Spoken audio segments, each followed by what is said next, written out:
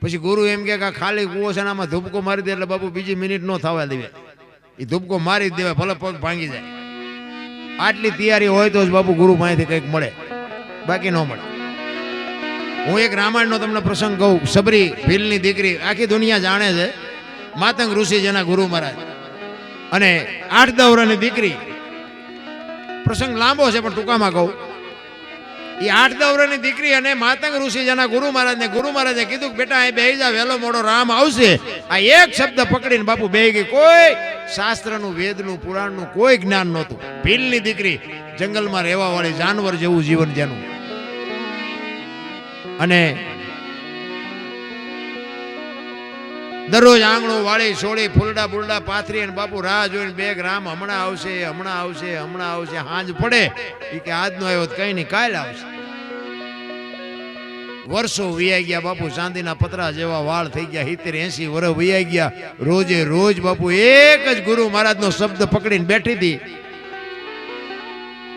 અને રહી બાપુ વિચાર કરે છે કે રામ નહીં આવે. અને રામ નહીં આવે એમ કે ને તો અંદરથી અવાજ આવે કે મારો ગુરુ બોલ્યો એ કોઈ દી ખોટું ન પડે. એટલો ગુરુ મહારાજ ઉપર એનો સચોટ બાપુ વિશ્વાસ. વિચાર કરે છે કે હવે મારી આટલી ઉંમર થઈ ગઈ, હવે મને દેખાતું નથી, પૂરું સંભળાતું નથી, હજી રામ નો આવ્યો. કેદી આવશે રામ, કેદી આવશે? કેટલી બાપુ એની તાલાવેલી છે. એમાં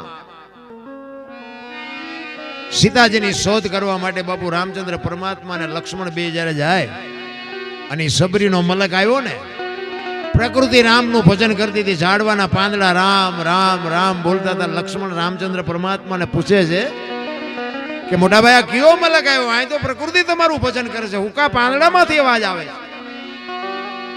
એટલે રામચંદ્ર પરમાત્મા કહે છે કે જો હામી ઝૂંપડી રહી ને એમાં એક ભીલની બાઈ મારા નામના જાપ કરે છે, જા તું જોતો શું કરે છે. અને અહીંયા લક્ષ્મણ બાપુ અહીંયા જોવા ગયો ને, સબરીની ભક્તિ જોઈને બાપુ શેષ નાગનો અવતાર પણ ધ્રુજી ગયો. લક્ષ્મણ કે આહા, મારા ભાઈના નામ ઉપર એને આખી જિંદગી ઓળ ઘોળ કરી નાખી. અને અહીંયા લક્ષ્મણ અહીંયા ઉભો છે ને બાપુ હરી હરી સબરી ગાતી હતી. શું ગાતી હતી? ઠાકર મને તું મેલ માઠેલી, તું છો એ ગાલનું બેલી, અમે તારા યંગ કહેવાઈ, હવે બીજા કે ના આશરે જાય. મારા બાપ આખી જિંદગી કાઢી નાખી તારા નામ વાયા, હવે અમારે ક્યાં જાવું? કાલા ખેલાય અમે એ તારા કેવાય નિજ પીએ તારા આઈ જા.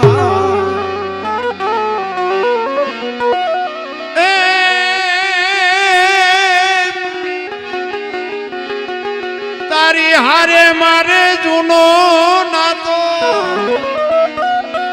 સબરી કે છે આપણે બધાને છે પણ આપણે ભૂલી ગયા.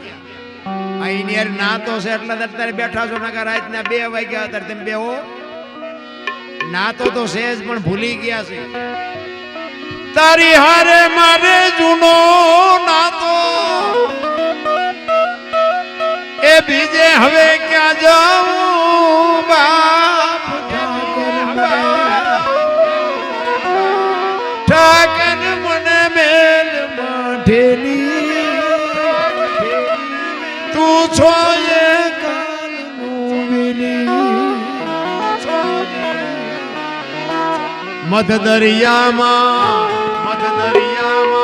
એ મારું આણ પીડ્યું છે ને થાય છે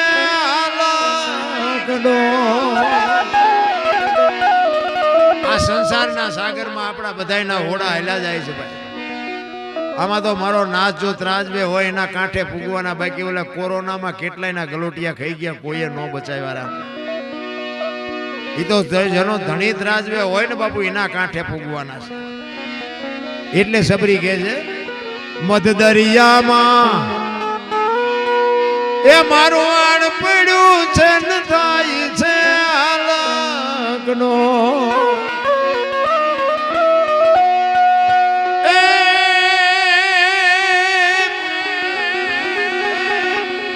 અમારા વાણનો ખારવો બની તું એ ઉતારજે ભાવ પાર ઠાકર મને એ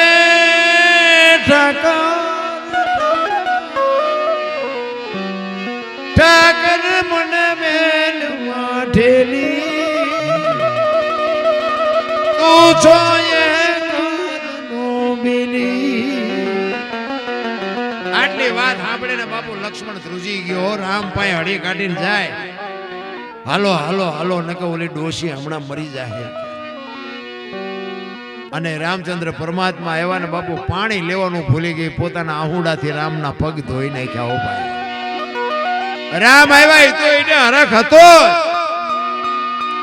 પણ આજ મારા ગુરુ બોલ્યા એ સાચું પડ્યું. ઈ જે એનો હરખ હતો ને એ તો બાપુ એનો ઉભરો જાય હમાતો નહોતો. એટલે જ સવારામ એટલા માટે જ કહે છે કે બાપુ ભજન તો છે ને સદગુરુ મહારાજની કૃપા હોય તો બાપુ મેળ પડે, બાકી મેળ નથી પડે એવું. કારણ કે જેને જેનું જે પાત્ર છે એ પાત્રની જો અનુભૂતિ ન હોય, હું તો એમ કહું જો હાવું મટી જાય ને તો વહુ મટી જ જાય. પણ હાવું હોય ને હાવું એ ભૂલી જાય છે કે હું એક ત્યાં વહુ થઈને આવી. વહુ આવે ને ત્યાં તમે 1 ફૂટ અત્યારે હેલી જતી હું હાવું થઈ જાય પણ આમાં ચા મોટો પટ્ટો મળી ગયો છે ઘરનું છે ને ઘરમાં રાખો ને. એમાં કોઈક દીક બાપુ બહુ મોડી જાગે ને તો હવારના પોરમાં પરભાતિયા ચાલુ કરે. હવે એ હતા ને બહુ તમારું સાંભળે.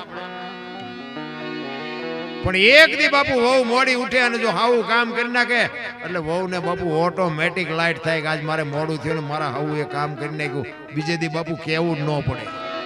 એમ હાવું જો હાવું મટી જાય તો વહુ મટી જ જાય ભલે મને. પણ હવે આ બધા મગજમાં બેહે એવું નથી રામ. એટલે સવારામ બાબા છેલ્લી કડીમાં કહે છે ઉલટા પવનમાં આનંદ વર્ત્યો રમતા દિન રાત દાસ સવો ફૂલ ગરજી ચરણે અમે કેને કરીએ વા. સવારામ બાપા કહે છે કે હું ઈશ્વર તો રાત ને દી ભેગા રમતા હતા પણ હવે મને કોઈ પૂછે તો હું કહું મને કોઈ પૂછતું જ નથી. એટલે સવારામ કહે છે એ એવો ગાયલ ગાને વખાણે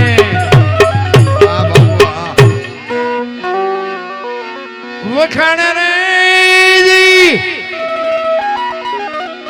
એ ખોજો તો તમને ખબર રે પડે એવો ગુરુ ગમ પ્યાલો પીજો.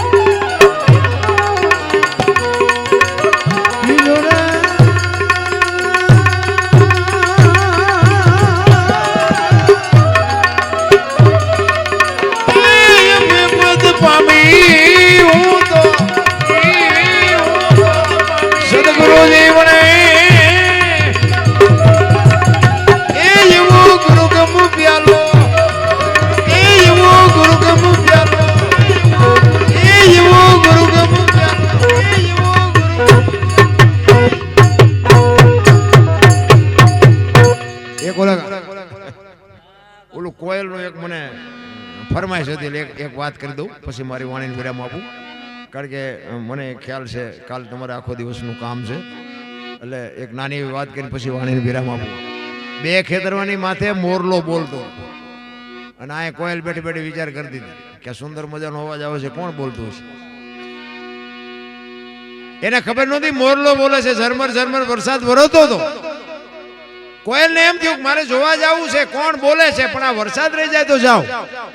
ઘડીક થયું મોરલો બીજી વાર બોલ્યો હતા, કોયલની કહું મડી તૂટવા હોય કે મારા બેટું કોણ આ કેવું સુંદર મજાનું બોલે છે. એને ખબર નહોતી મોર બોલે છે. ઘડીક થયું ને તો મોર ત્રીજી વાર બોલ્યો ને તો એને મનથી નક્કી કર્યું જે હોય મારે એના લગ્ન કરી લેવા, મનથી વરી ચૂકી.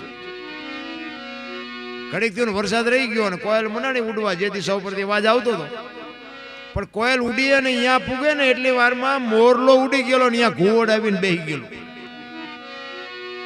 એ આંબાની બાપુ ઘટા હતી ને અહીંયા કોયલ આવી અને ઘુવડને પૂછે છે કે હમણાં સુંદર મજાનો અવાજ આવતો હતી, કોણ બોલતું હતી? કે ભાઈડો બોલતો હતો. હું કામ છે? એને ખબર જ નથી, બિચારો બોલવા વાળો વી ગયો, આ તો મારા જેવો બીજો રૂખડીયો છે. ઘોડ કે હું હતું? કે હતું બીજું કઈ નહીં, હું તમારા અવાજ ઉપર મોહિત થઈને તે હું તમને મનથી વરી ચૂક્યો છું, મારે તમારે લગ્ન કરવાના. બોલો કે બે ત્રણ ઠેકાણે નાળિયેર પાછા આવ્યા હતા, રડતું રડતું હા હું આવ્યું. એ લગ્ન કર્યા પછી કોયલે કીધું સ્વામિનાથ મને કે લગ્ન નો કઈ મોહ નથી, બોલો તો ખરા, મને તો તમારા અવાજ નો મોહ છે. એટલે ખોટા હોય તરત મારે કાઢ લે ને. એ કે હું તો વરમાં એક જ વખત બોલું, પછી ક્યાં બોલું? કોયલ એમ કે કાલ વર પૂરું થઈ જાય, બીજી હાર છે 2 મહિના 4 મહિના 8 મહિના ફરીને મીડ્યો હાડ ધડુકવા, વીજળી મનાની આપને ચીરવા, ધરતી માથે ફોરા મીડા પડવા. પછી કે છે સ્વામિનાથ હવે તો બોલો, આ ફરીને હાડ આવ્યો. પછી બોલવું પડે. ઘો ઘો ઘો બોલ્યો ને 18 મણનો નિયાગો મૂક્યો કે આવી 46 મને પહેલા કહેવું હતું. આપણા ઘરે જો જેટલી કોયલો નથી હલવાની, નકરી કોયલું હલવાનું જેવું નથી, જેટલા મોરલા ચીબરીઓમાં હલવાના છે, પણ હાલ્યા જાય છે. આપણે એમ થાય કે આમના ગાડા ફૂગી જાય દારૂ. એટલે મહાપુરુષો કે પતિ પત્ની કા એક મતા તો સરગાપુરમાં સતા. બાપુ મેં એટલા માટે કીધું હતું બે માણસ જો હરખા હોય ને તો જીવવાની મજા આવે. બાકી તો જીવે બધા પણ એમાં હવા જ ન હોય. એટલા માટે મારો કહેવાનો અર્થ એ છે કે સમય મળ્યો છે, સમયની મોજ છે. સમય બડા બલવાન નહીં પુરુષ બળવાન, કાબે અર્જુનને લૂંટ્યો હોય ધનુષને હોય બાણ. બધાએ મને શાંતિથી સાંભળ્યો બદલ બધાનો આભાર.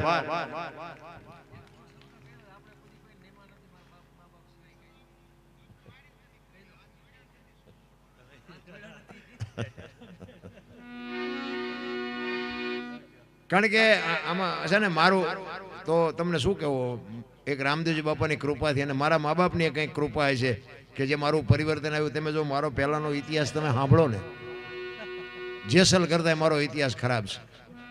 મેં બાપુ એવા ઝઘડા કર્યા છે, એવા બાજ્યો છું, એવા માર્યા છે. અને નકરા માર્યા છે એવું નથી, મેં મારે ધરીને ખાતો. હા કોકને માર્યું તમને મૂકે, પણ બાપુ સલામ બલામ મારતા આપણને આવડતું જ નહોતું.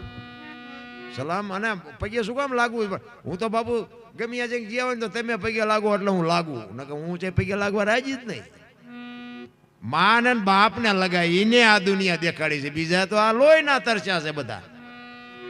હા પગે તો બાપુ એને લગાય માને. અને હું તો અહીંયા સુધીની વાત કરું કે તમારી જનેતા હોય ને સવારમાં બાપુ તમે જાઓ ને પગે લાગીને જાઓ, આખી દુનિયામાં ક્યાંય પગે ન લાગવું પડે આપણી ગેરંટી ના.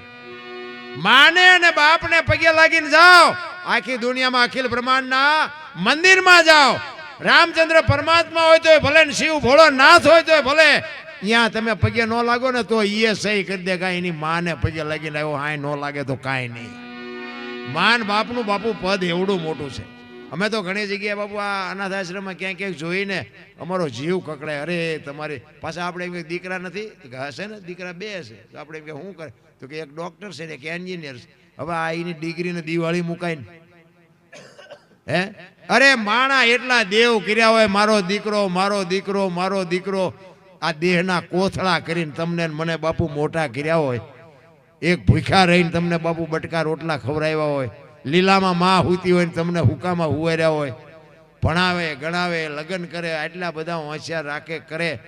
અને મા બાપના કેટલા અરમાન હોય, અને એ લગ્ન કરીને આવે તો કે મારી વહુ સામું ટક ટક ન કરતા. અરે તારી ભૂલી થાય તારી. આ વહુએ તને અવતાર આપ્યો છે અને પછી તમને ન ખબર પડે, તમને નો એમ જ કરતા એમાં હતા. આ નહોતી ખબર એટલે 100 વીઘા રાખી હતી, તું 10 વીઘાના ઉલાળિયા મીડ્યો કરવા, બધી ખબર છે. અરે મા બાપના ઋણમાંથી બાપુ જિંદગીમાં કોઈ નથી છૂટી હક્યું તેને કોઈ છૂટી હકવાનું નથી. એટલે મારી અંગત ભલામણ મિત્રો, મારી વાત કદાચ તમને સારી લાગી હોય ન લાગી હોય, પણ મા બાપને સાચવજો. બસ બે હાથ જોડીને વિનંતી કરું છું. જય માતાજી, જય સિયારામ.